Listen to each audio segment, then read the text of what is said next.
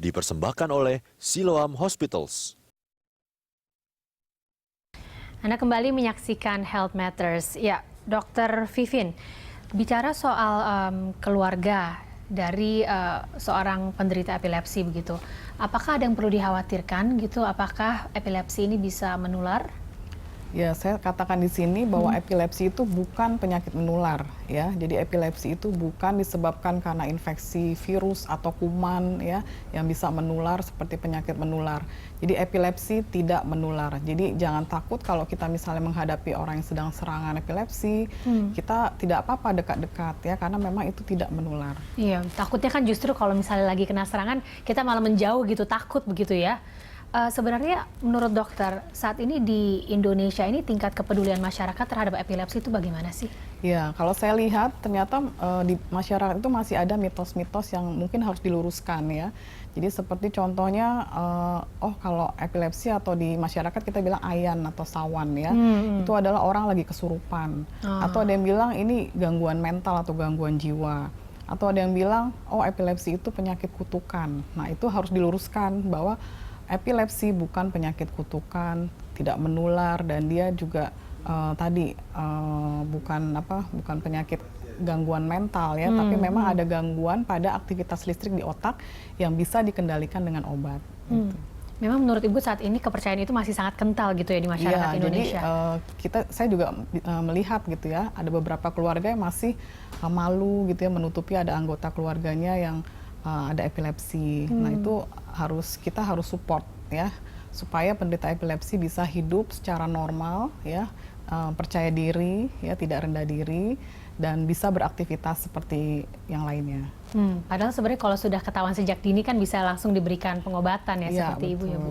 Nah bagi masyarakat di luar sana yang ingin tahu lebih banyak lagi mengenai epilepsi, apakah ada yayasan khusus untuk para penderita epilepsi begitu? Ya, di Indonesia memang sudah ada, kita buat satu yayasan epilepsi Indonesia ya, ada Dr. Irawati di sana sebagai ketua, dan itu ada beberapa kegiatan yang kalau kita bisa menjadi anggota kita bisa daftar, dan ada kegiatan-kegiatan yang bisa diikuti secara berkala ya, untuk membangun kepedulian masyarakat dan juga mensupport pasien-pasien epilepsi. Ya.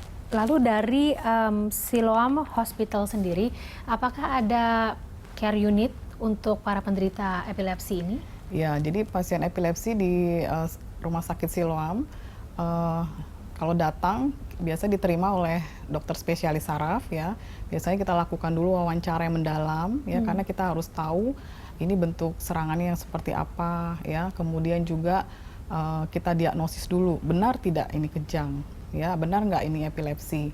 Kemudian setelah itu kalau memang diperlukan dilakukan pemeriksaan rekam otak atau EEG dan juga CT scan atau MRI kepala ya.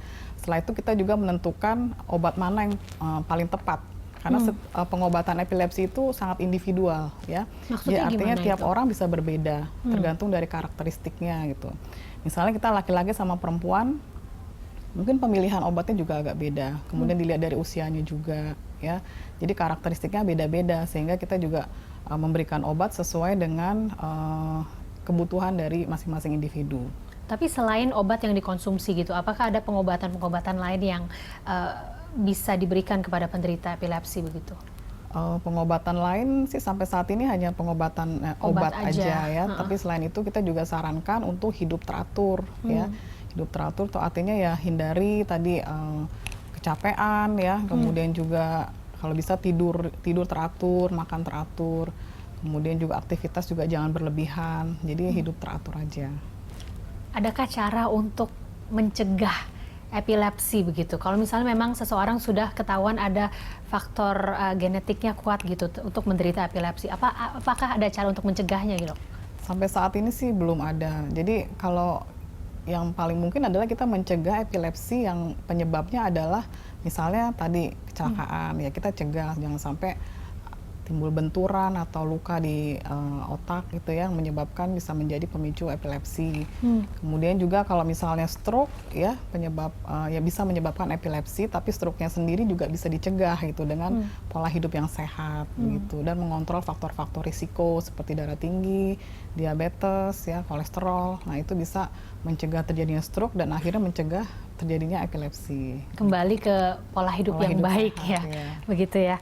Baik dokter, bulan Maret itu kan memang bulan yang diperingati sebagai bulan peduli epilepsi. Apakah ada pesan dokter Vivien gitu untuk masyarakat?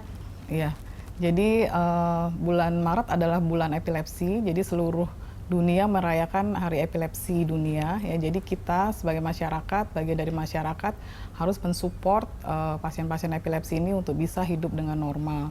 Dan juga kita harus mendapatkan informasi yang benar tentang epilepsi. Untuk informasi yang benar bisa datang ke dokter, dan kita juga harus mensupport bahwa epilepsi itu adalah bukan penyakit menular ya. Kemudian epilepsi juga bukan penyakit karena kutukan ya. Atau karena selain kutukan juga bukan penyakit seperti gangguan mental atau sakit jiwa gitu ya, tapi epilepsi adalah memang ada kelainan gangguan aktivitas listrik di otak ya, yang bisa dikendalikan atau dikontrol dengan minum obat yang rutin sesuai dengan jadwalnya. Baik, oke. Ya, Dokter Vivien, terima kasih ya sudah hadir bersama kami di Health Matters di episode kali ini. Pemirsa, sampai di sini kebersamaan kita dalam Health Matters. Saya Luisa Kusnandar undur diri. Terima kasih, sampai jumpa.